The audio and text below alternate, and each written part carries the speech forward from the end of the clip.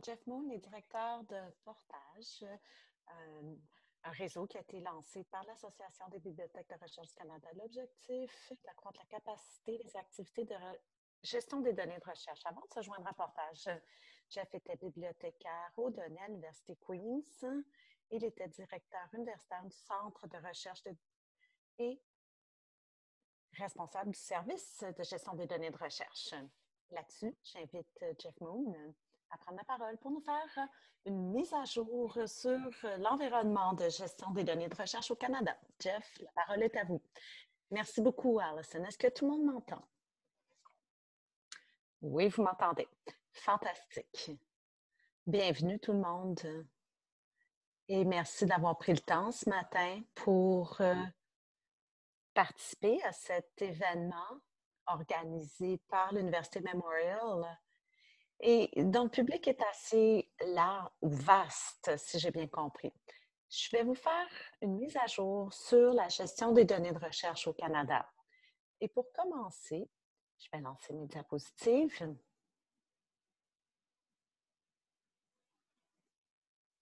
Pour commencer, j'aimerais reconnaître ou souligner qu'on est tous sur Zoom ces temps-ci. On passe beaucoup de temps sur Zoom et ça peut un peu, on a l'impression qu'on voit notre ami seulement sur Zoom, mais on travaille sur Zoom. Et puis, Felicity Taylor, une collègue de l'Université d'Ottawa, son fils a fait un dessin de la vie, illustrant la vie de sa mère ces temps-ci. Puis voilà comment son garçon perçoit la vie de sa mère au quotidien. Pour moi, c'était vraiment brillant. Et je le félicite pour son talent artistique et sa vision de Zoom. Aujourd'hui, pendant cette séance, nous allons répondre à la question « Qu'est-ce que la gestion des données de recherche? » Je vais vous présenter Portage dans ce contexte et puis les principes FAIR pour les données. Et puis, nous allons regarder les 3 organismes subventionnaires, leurs politiques, le soutien aux établissements et aux chercheurs, puis d'autres initiatives qui favorisent les principes FAIR. Puis après ça, nous allons regarder la gestion des données de recherche sous la nouvelle organisation d'infrastructures de recherche numérique. Alors, qu'est-ce que la gestion des données de recherche? Vous avez sans doute vu des définitions, mais en voici une que j'aime bien. La gestion des données de recherche porte sur l'organisation des données de l'entrée dans le cycle de recherche jusqu'à la diffusion et l'archivage de résultats valables. L'objectif est d'avoir une façon de vérifier les résultats de manière fiable et ceci favorise également la nouvelle recherche innovatrice. Alors voilà, la marche à suivre. C'est notre objectif principal. Alors pourquoi gérer les données de recherche? Parce que c'est une bonne pratique et c'est un message qu'on doit répéter. Parce que c'est pratique et c'est une façon qu'on peut vraiment faire en sorte que les gens se souviennent du message et parce que c'est nécessaire. Pour plusieurs personnes qui envisagent la GDR, c'est important de réfléchir à ces questions. Le cycle de vie de la recherche est idéalisé dans le diagramme ici. Vous avez sans doute vu plusieurs variations de ce diagramme. Et puis, nous allons regarder plus précisément dans le contexte de la présentation. Mais en général, c'est ce qu'on envisage quand on parle de recherche. La raison d'être d'une bonne GDR, ou gestion des données de recherche, en bout de ligne, on veut utiliser l'argent public de manière responsable, accroître la recherche, éviter les dédoublements, vérifier les résultats, répondre aux exigences des revues et puis respecter les politiques internationales. Il y a plusieurs raisons pourquoi la GDR est importante. Ce qui m'empêche de dormir la nuit, 2 choses. Premièrement, éviter les intérêts commerciaux. On ne veut pas qu'ils prennent les données pour qu'ils nous les revendent ensuite. Il y a c'est une réalité dans l'écosystème. Des fois, il y a une raison d'être, ah, pour utiliser ces données commerciales, mais je veux pas que les fonds soient entièrement dirigés vers cela. On veut aussi prévenir la perte de données.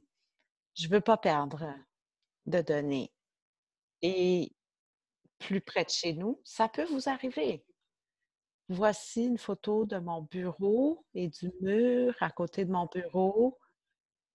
Un dimanche, en fait, dans la nuit du dimanche, quelqu'un a donné un coup de poing dans le mur pour voler mon ordinateur.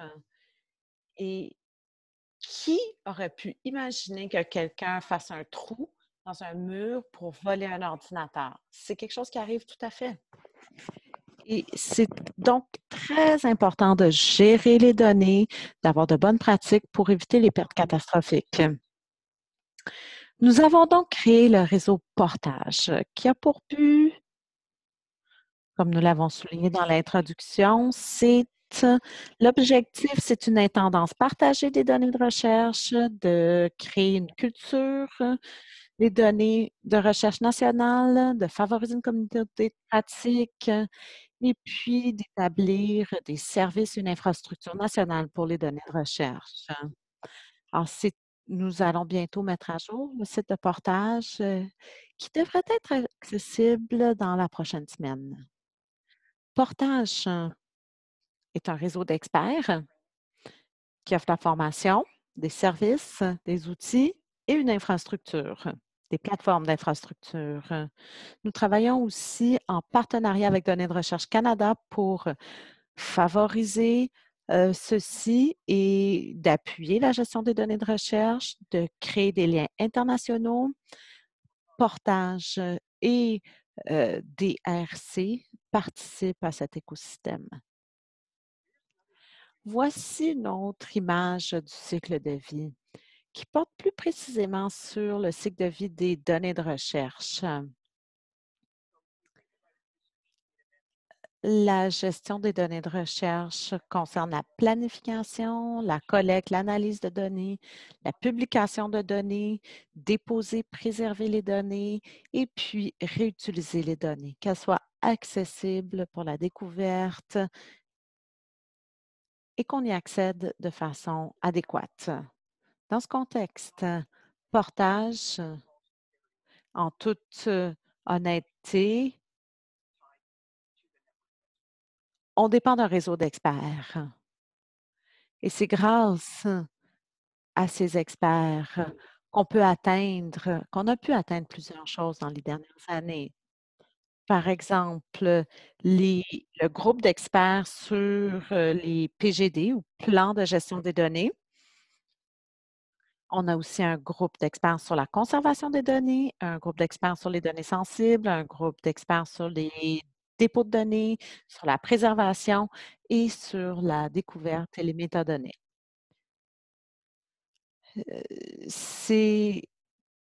On a également un groupe d'experts sur l'information concernant les données de recherche qui est un peu externe, mais qui étudie plus précisément les données métriques. On a aussi également un groupe national de formation, ce qui est un total de 1300 experts au Canada. Une des propositions de valeur de Portage est d'offrir un soutien à l'Intendance nationale des données de recherche. Depuis 15 mois environ, Portage s'est élargi.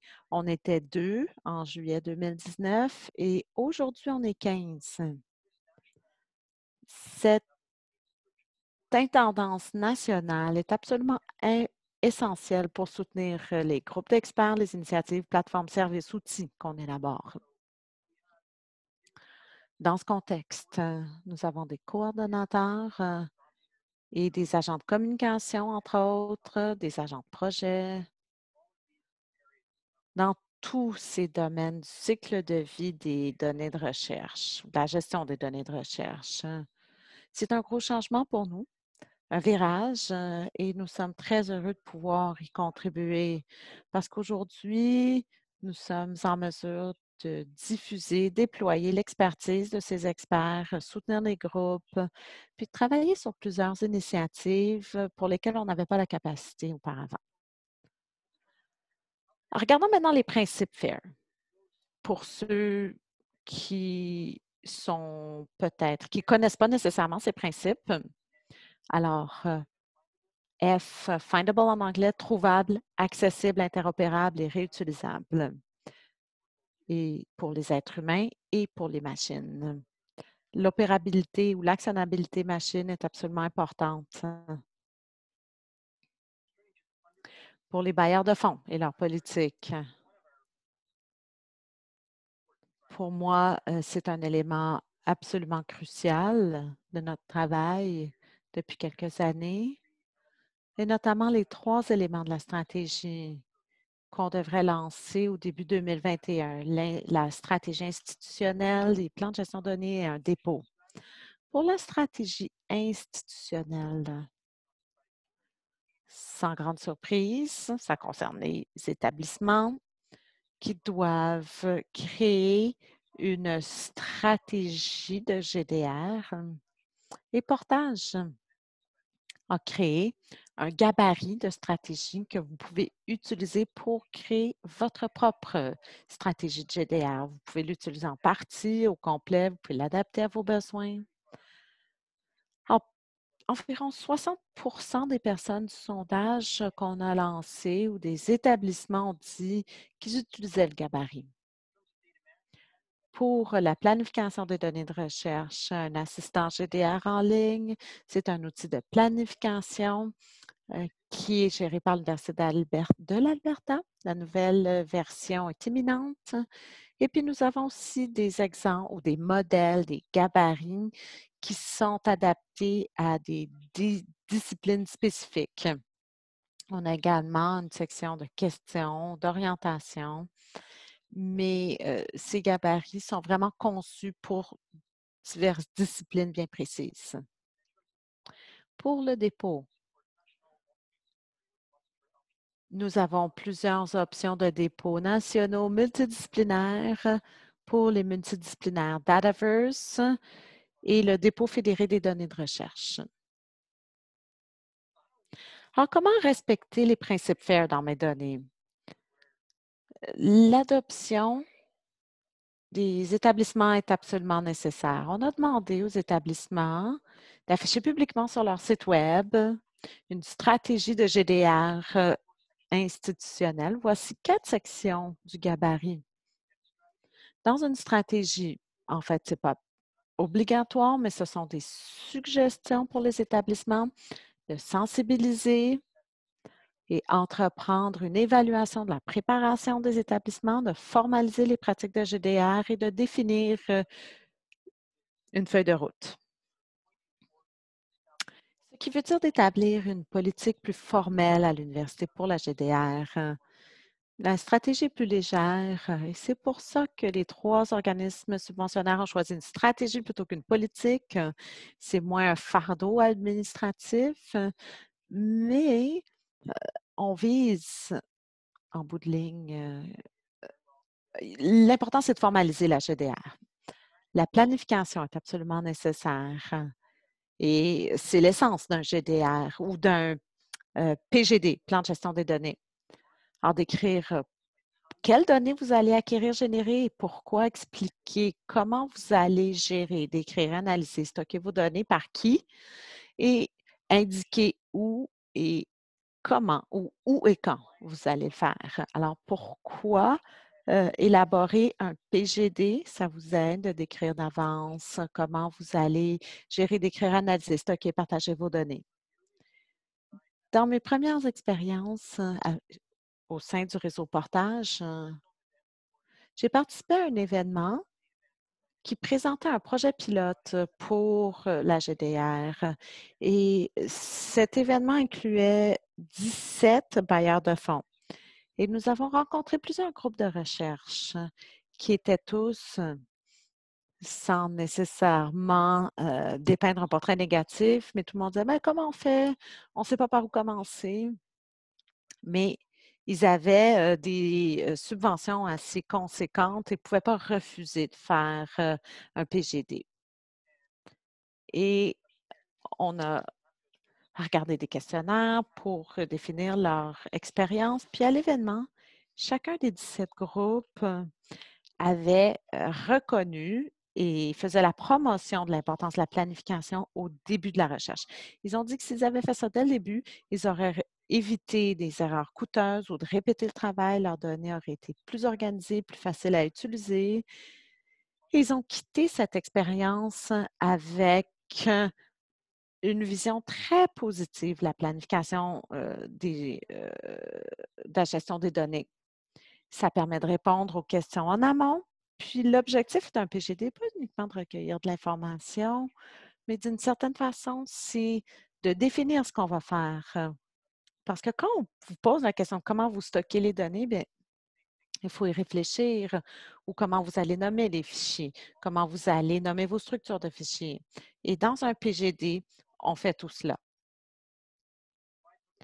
Ça donne à d'autres un dossier sur ce que vous allez faire. Et puis, éventuellement, ça va être une exigence des 3 organismes subventionnaires. Pour le soutien à la gestion des données de recherche, on a un assistant PGD. C'est un outil national qui est bilingue, étape par étape, qui est très convivial, qui est adapté à certaines disciplines. Vous pouvez le mettre à jour, le partager avec des collaborateurs et puis vos résultats sont déjà prêts dans un modèle qui correspond aux exigences des bailleurs de fonds. Comment respecter les principes FAIR?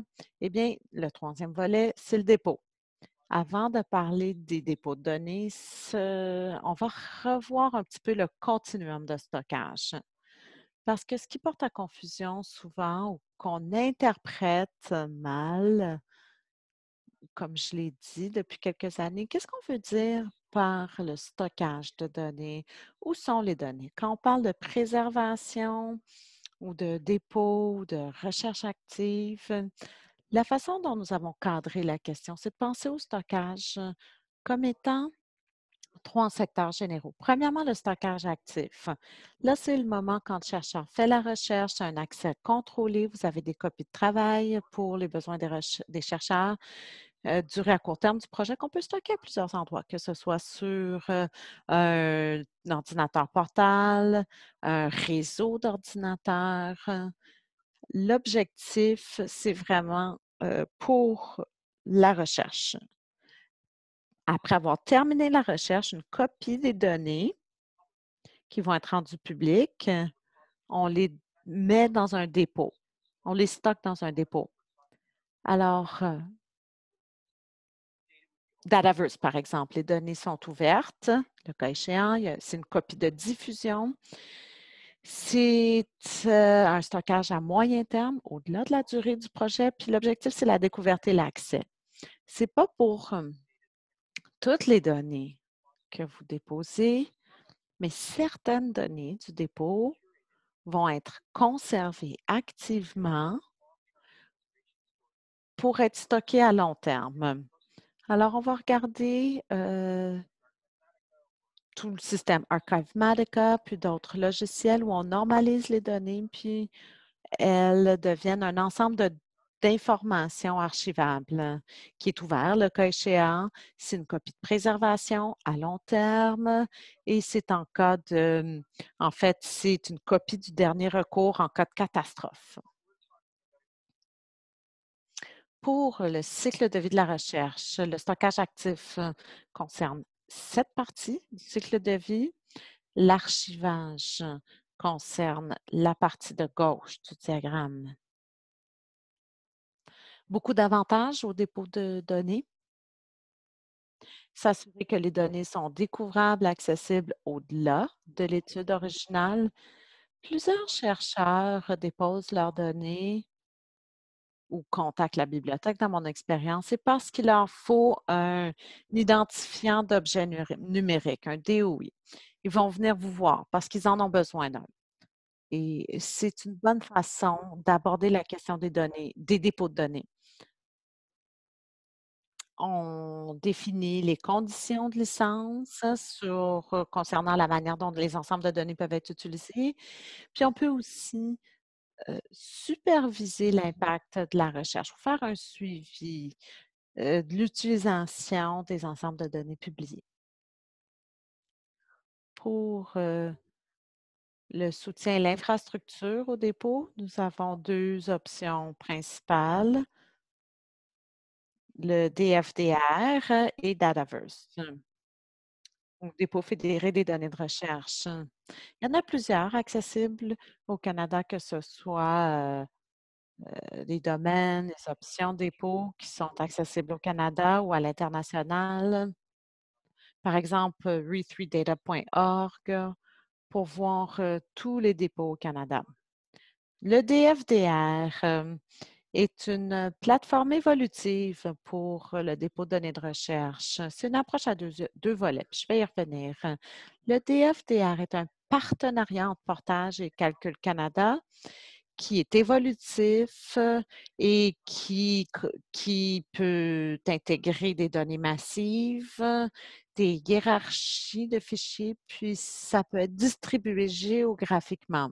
La hiérarchie des fichiers est très importante parce qu'à ce moment-ci, si vous mettez plusieurs fichiers et des hiérarchies qui s'imbriquent dans Dataverse, par exemple, ça devient comme une longue liste désambiguée de fichiers qui n'ont pas de hiérarchie.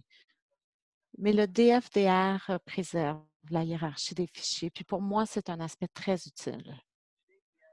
À ce jour, nous avons 135 ensembles de données, des comptes, 275 et presque 15 téraoctets de données publiées au mois d'octobre. Dataverse, dans le contexte de notre discussion aujourd'hui, c'est le Dataverse de Scholars Portal. 50 établissements membres, plusieurs Dataverse, plusieurs ensembles de données, des fichiers, puis beaucoup de téléchargements. C'est un site très actif pour aller trouver des données.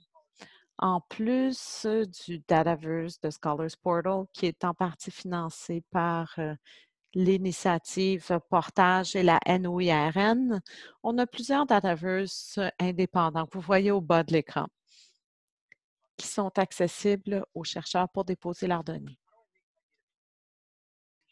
Comment respecter les principes FAIR, s'assurer qu'elles sont trouvables et accessibles.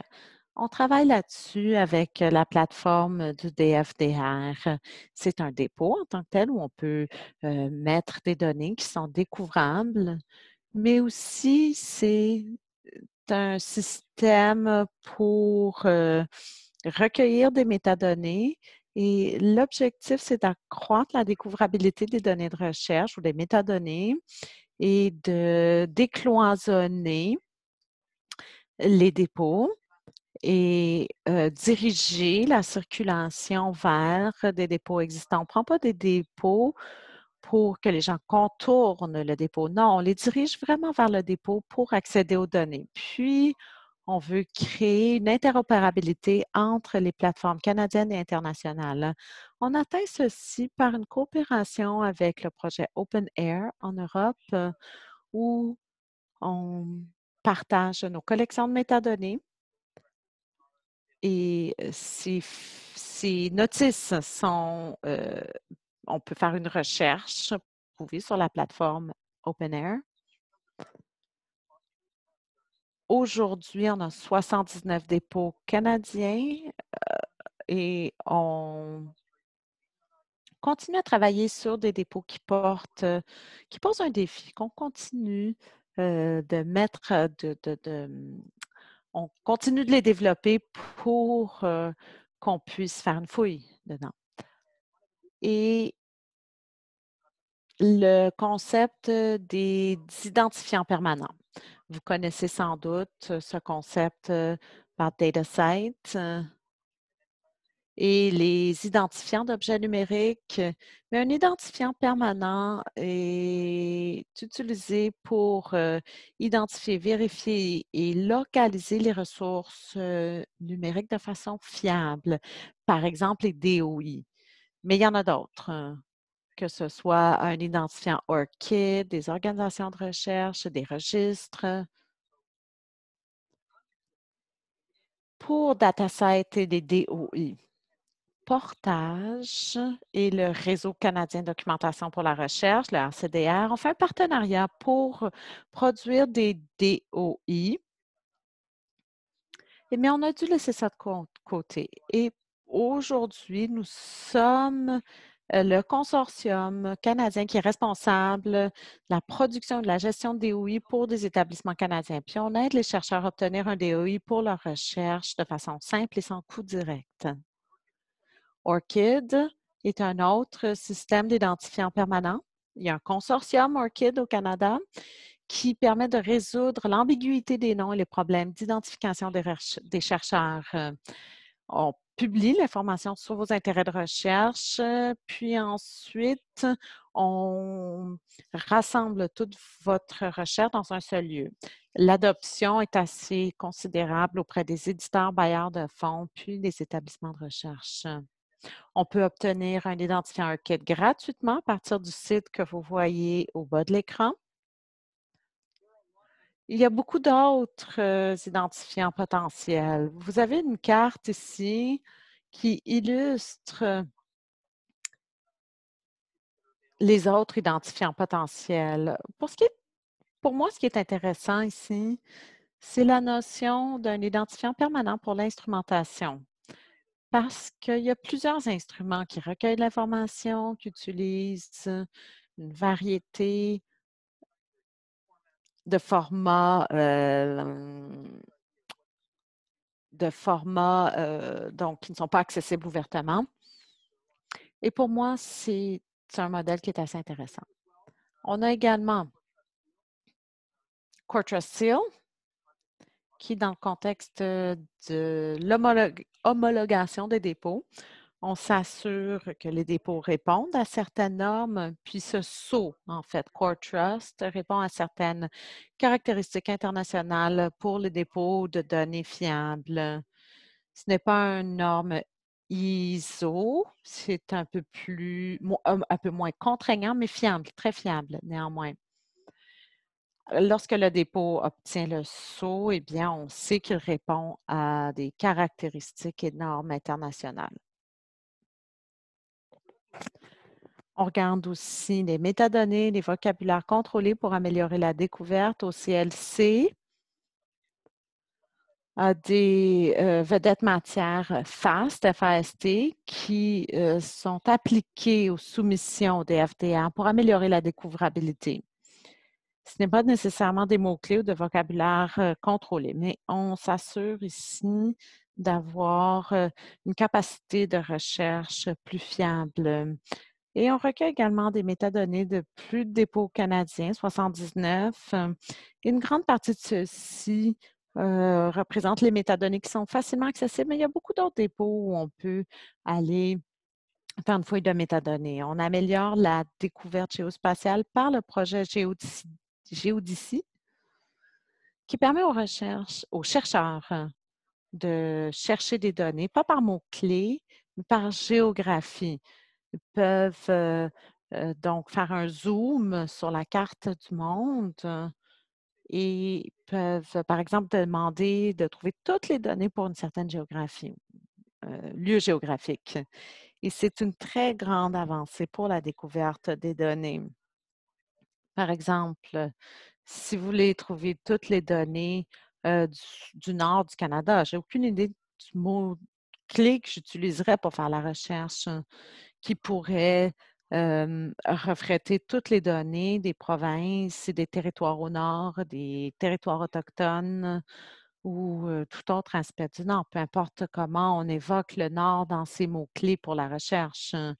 Mais si on fait une recherche géodésie ou une recherche géospatiale, eh bien, vous avez accès à ces données, ou c'est comme un vecteur géocodé il n'y a pas d'ambiguïté. Vous êtes dans le nord, voilà, c'est ce que vous trouvez dans vos résultats de recherche. Vous pouvez également préciser davantage la recherche à partir d'un sous-ensemble géographique. On travaille aussi au niveau des données sensibles. On regarde plusieurs éléments dans ce domaine depuis que je suis directeur de portage. Et puis, on pousse très fort dans cette direction-là. Par exemple, on a beaucoup progressé au niveau du glossaire des termes de données sensibles, le consentement éclairé et puis une matrice des risques de données de recherche. Chandra Kavanagh va en parler un peu plus tard. Elle a créé cette matrice et du risque des données de recherche. Et puis aujourd'hui, nous avons élargi cette matrice pour qu'on puisse vraiment voir où nos données s'inscrivent dans ce continuum. Il y a également un projet à Simon Fraser qui est entièrement financé par Simon Fraser. Ils ont créé un partenariat avec le DFDR pour créer un dépôt de données sensibles. Demandez-moi pas trop de questions détaillées là-dessus parce que j'en sais pas tant que ça. Dans le contexte de la GDR, en fait, pour l'encryptage, zéro connaissance, mais les conservateurs pourraient recevoir des ensembles de données, mais jamais voir les données. Mais ça serait pour faire un examen des métadonnées uniquement et on pourrait conserver ces données dans le cadre du volet sensible du DFDR. Et puis, en fait, le processus d'authentification, d'identification serait très contraignant. Et on est très heureux de pouvoir aller dans cette direction-là. On participe aussi à la formation. Jennifer Abel participe à cet appel. C'est notre coordonnatrice de la formation. Et puis, elle a beaucoup travaillé avec le groupe d'experts sur la formation. Et puis, prochainement, nous aurons une stratégie de formation nationale pour renforcer la gestion des données de recherche au Canada, qui va être diffusée après avoir été approuvée par plusieurs intervenants. On est très heureux d'annoncer aussi qu'on a fusionné le groupe d'experts sur la formation, puis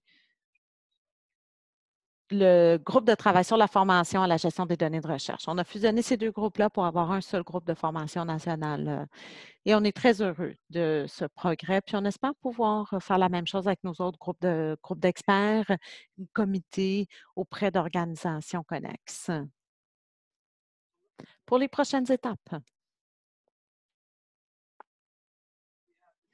il y a la nouvelle organisation d'infrastructures de recherche numérique. Et pour le reste de ma vie, je vais me souvenir du lancement de cette organisation. Parce que l'organisation a été lancée à Ottawa le 11 mars de cette année. On s'est tous rencontrés en personne à Ottawa et ça me semble être dans une autre dimension aujourd'hui, mais c'était la veille du grand confinement. C'était la veille où on a tout interrompu. Et moi, j'ai pu prendre le train pour aller à Ottawa, mais pas pour rentrer, parce qu'on avait interrompu le service ferroviaire. C'est incroyable de pouvoir être en personne, mais on ne se serrait pas la main, on se donnait le coude. Mais c'est la dernière fois que j'ai eu une rencontre en personne. Et donc, je ne suis pas prête d'oublier ce lancement-là. Et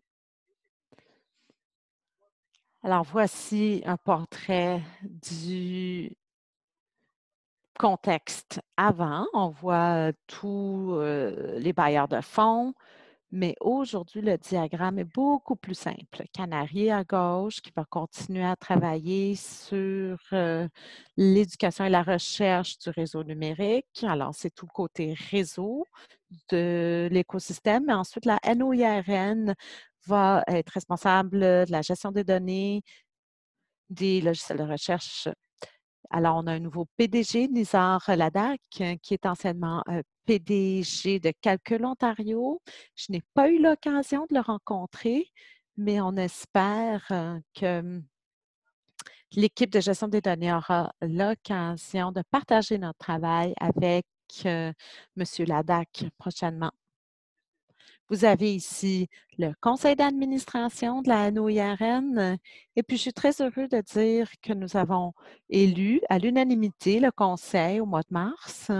Vous voyez probablement des visages connus à l'écran, deux bibliothécaires, Donna Bourne-Tyson de Dalhousie, Martha Whitehead, qui est anciennement à l'Université Queen's, mais qui est aujourd'hui bibliothécaire universitaire à Harvard. On est bien représenté en matière de bibliothèque pour comprendre la gestion des données de recherche au conseil d'administration de la NOIRN. On a également un conseil de chercheurs qu'on a créé dernièrement. Il y a plusieurs personnes au sein du conseil de chercheurs. Vous voyez leurs photos à l'écran. Et puis, quelques chiffres sur le conseil de chercheurs de la NOIRN. 19 membres proviennent des universités, 3 d'hôpitaux de recherche. Certains chercheurs sont en début de carrière, d'autres un peu plus loin dans leur carrière. Diffusion géographique assez équitable au Canada. Ils ont une très vaste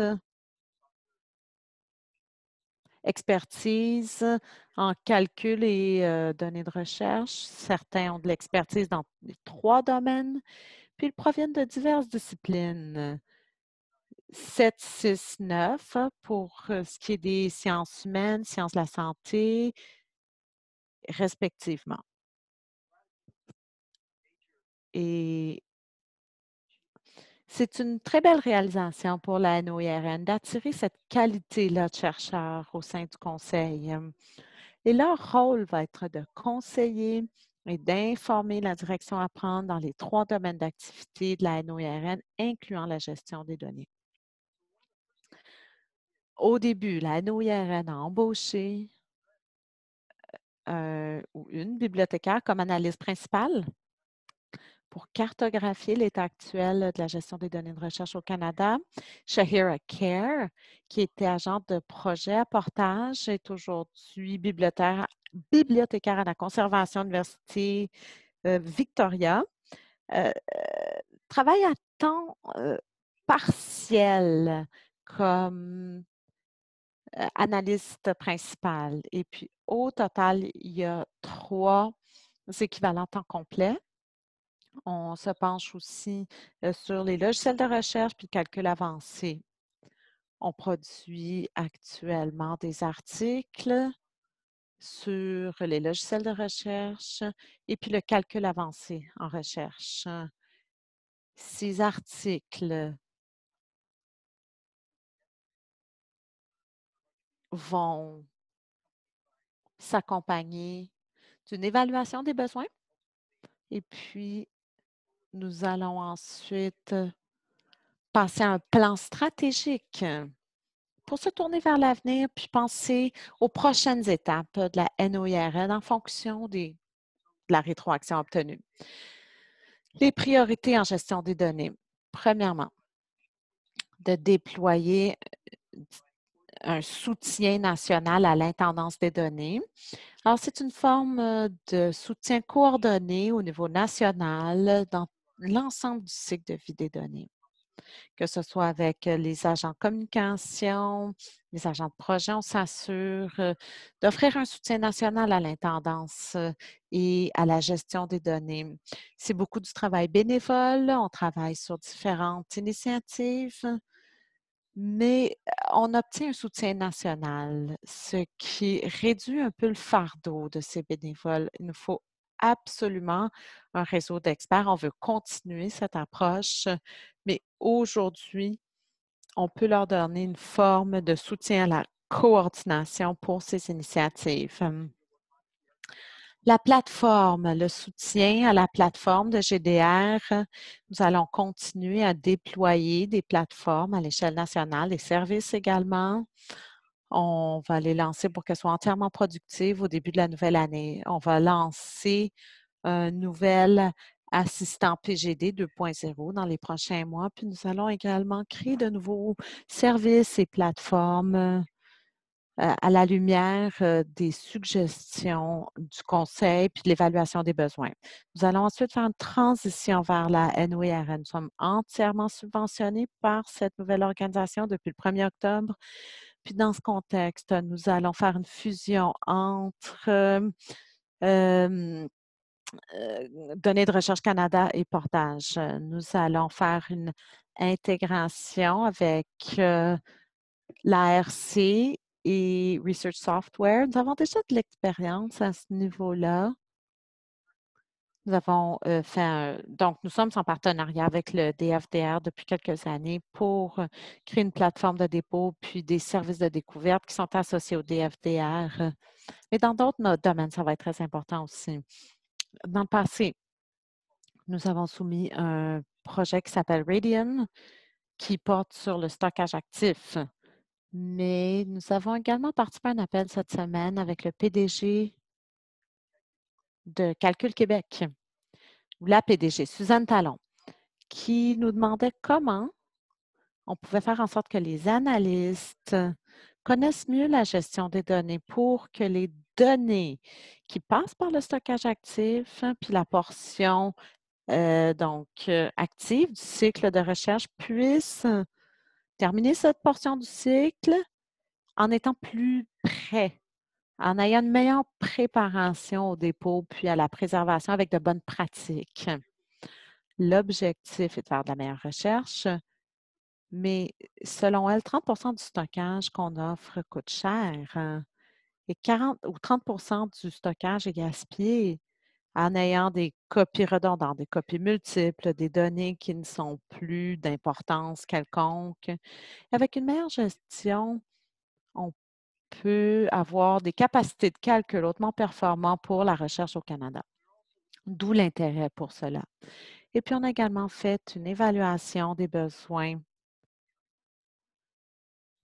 avec le Conseil des chercheurs. Le secrétariat de portage, je suis très heureux de dire, c'est un secrétariat bien complet. Voici les personnes qui font partie du réseau. On est très heureux de pouvoir travailler avec cette personne. Vous reconnaissez peut-être des visages ici. On a embauché certaines de ces personnes à l'automne 2019. D'autres ont commencé ce mois-ci. Et puis, nous sommes très chanceux et heureux d'avoir ces personnes parmi nous. Et certaines participent à cette réunion Zoom.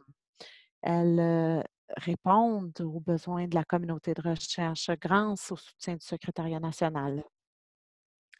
Alors voilà, une image de nous tous les jeudis matins. S'il y avait une personne de plus, on aurait une autre rangée, puis ça n'aurait pas cette belle forme. Pour ce qui est de l'échéancier vers la transition à la NOIRN, au 30 septembre, voilà où on était avec le financement de Canary puis de l'ISDE. Alors là, nous sommes passés au financement direct, la NOIRN, et puis nous préparons notre travail avec la NOIRN pour planifier ou pour faire un plan stratégique pour la prochaine tranche de financement qui commence le 1er avril 2021. Nous allons, à ce moment-là, nous ne relèverons plus de la BRC. Aujourd'hui, on est financé par la NOIRN, par l'entremise de la BRC, mais à ce moment-là, ce sera uniquement par l'entremise de la NOIRN. Canary travaille avec nous. Le financement a pris fin ou prendra fin le 31 mars 2022. Puis, nous travaillons également avec un réseau du côté de Canary. Pour les prochaines étapes, nous voulons améliorer la découverte, élaborer, déployer une stratégie de formation nationale à la GDR, créer un réseau national de conservation des données, puis d'offrir des services nationaux de préservation, de répondre aux besoins des données sensibles, travailler avec des domaines pour répondre aux besoins de certaines disciplines précises, de promouvoir la planification de la gestion des données, de faire avancer le processus d'homologation au Canada et de fusionner la gestion des données, la NOIRN. On veut avoir un impact. On veut s'assurer que la nouvelle organisation de gouvernement sache pour la communauté de la gestion des données, nous travaillons dans l'intérêt des chercheurs, de l'industrie, des établissements, conformément aux politiques gouvernementales. Et tout ceci ne serait pas possible sans notre réseau d'experts et avec l'aide de tous ces autres groupes. J'ai certainement oublié certains intervenants, mais voici ceux avec qui nous travaillons activement. Ceci étant dit, nous pouvons désormais passer aux questions et commentaires que vous avez. Si vous voulez mettre votre question dans la boîte de dialogue, le chat, je vais pouvoir les lire, puis Jeff pourra y répondre.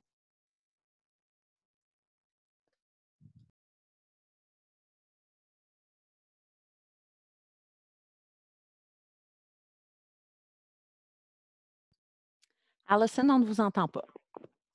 Excusez-moi, j'étais en sourdine. Moi, j'ai une question rapidement. Vous avez parlé de certaines idées pour le nouveau nom, la NOIRN, que ce soit une nouvelle organisation de l'infrastructure des données de recherche. Est-ce que vous avez certains noms? Laurie McMullen, qui a contribué à cette initiative, qui est directrice générale de Cuccio.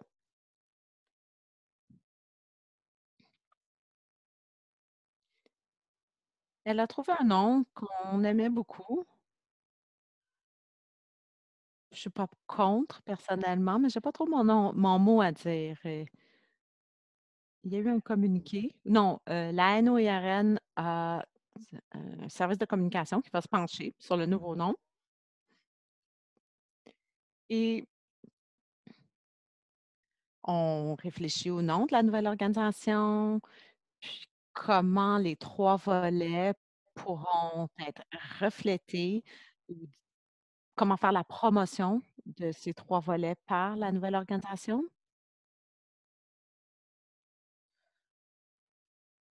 Catherine participe à cette réunion. On a travaillé très fort pour mettre à jour notre site web, et le travail qu'on a fait nous a beaucoup aidé à progresser vers une nouvelle image de marque avec la NOIRN. Bon, il n'y a rien de concret pour l'instant, mais on réfléchit un peu à l'importance de maintenir le nom portage dans la NOIRN. Je ne veux pas devenir une entité séparée de la NOIRN. Moi, je veux que la gestion des données fasse pleinement partie dans toutes les discussions sur les logiciels de recherche. Je pense que c'est important de garder notre image de marque, de portage, mais si vous avez des suggestions, n'hésitez pas à en faire à en parler. Et puis, vous pouvez faire des commentaires, ou en fait, il y a une section du site web où vous pouvez transmettre vos commentaires. Puis le Conseil des chercheurs va sans doute un jour se pencher sur la nouvelle image de marque. On pourrait parler d'une organisation nationale d'IRN. Et on parle de la question depuis assez longtemps. Puis pour moi, je me dis, ben, peut-être qu'on a perdu, en fait, en anglais au moins, la NOIRN, ça prononce très bien, Andrio. Mais je sais qu'on veut une nouvelle image de marque, mais je ne sais pas encore laquelle. Merci. Est-ce que vous avez d'autres questions pour Jeff?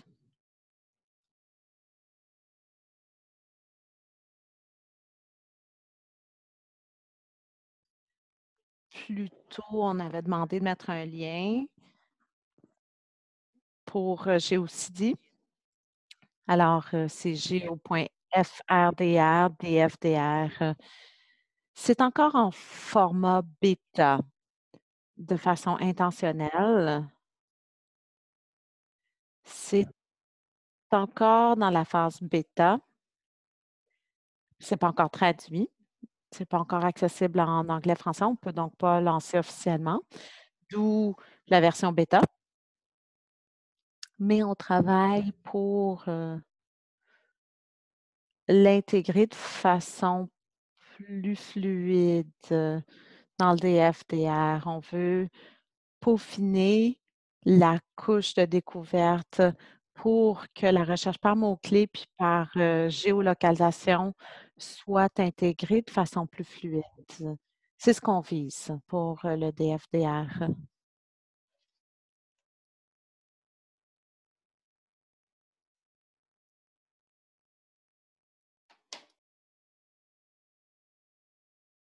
Alors, si jamais vous avez d'autres questions, mettez-les dans la boîte de dialogue. Vous avez aussi mentionné que votre nouveau site Web allait prochainement être diffusé, mais non, il est en ligne depuis ce matin. Alors,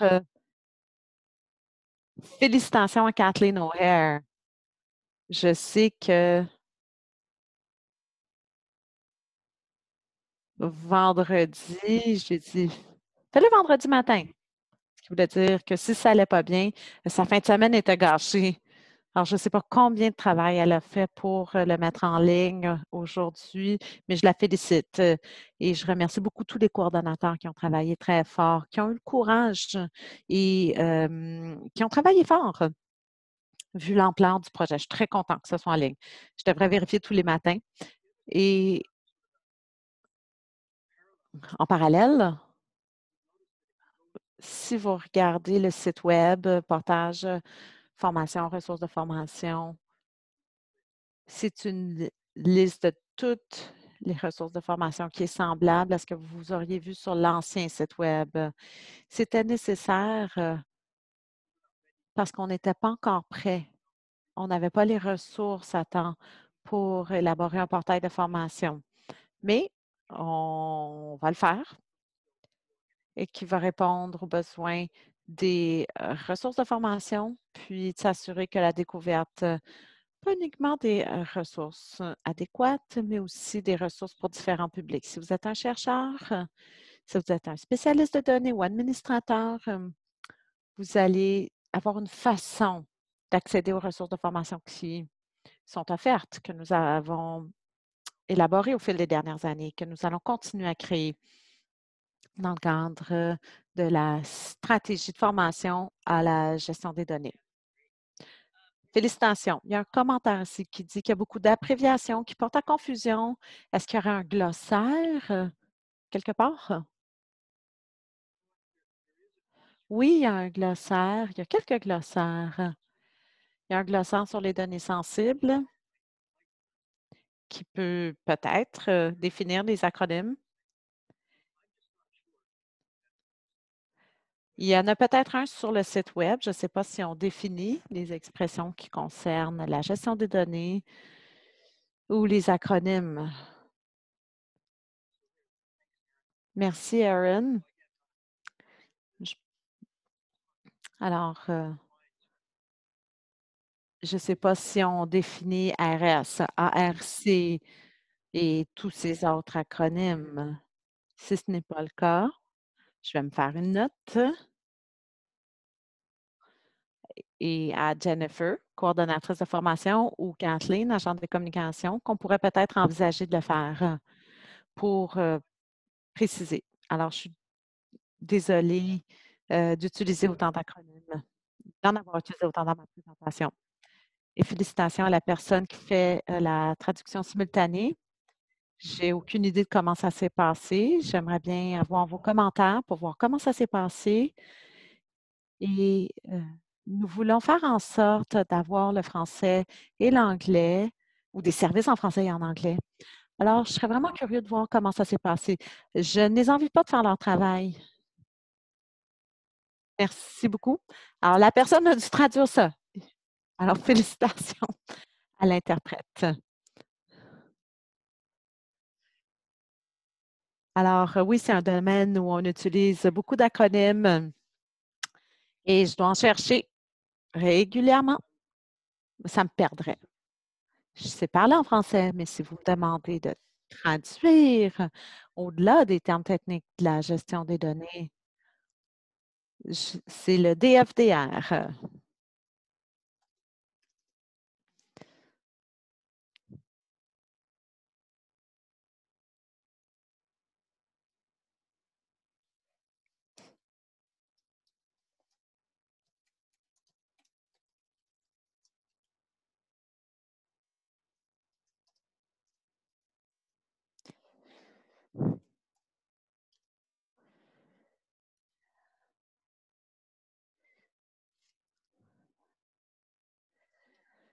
Fédéré.